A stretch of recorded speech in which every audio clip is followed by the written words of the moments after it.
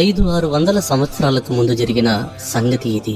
తిరుమల కొండ మీద సాలువ మల్లయ్య దొర 1000 కాళ్ళ మండపం నిర్మిస్తున్నాడు. ఆ రోజుల్లో తిరుమల కొండ మీద పెద్దగా భక్తుల సంచారం ఉండేది కాదు. క్రూర మృగాలు, విషసర్పాలు, అడవి పందులు, వర్షాలు, చలి, దోమలు, విషజ్వరాలు, దొంగల బెడద అధికం.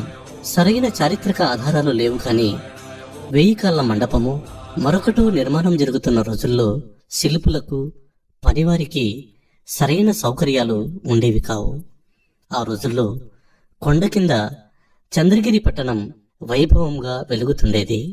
ఆ చంద్రగిరి నుండి ప్రతిరోజు ఉదయాన్నే యాదవ కులంలో జన్మించిన ఒక గొల్ల మహిళ పెరుగుకుండను నెత్తిమీద పెట్టుకుని కొండ ఎక్కి శ్రీవారి ఆలయం వద్దకు వచ్చేది.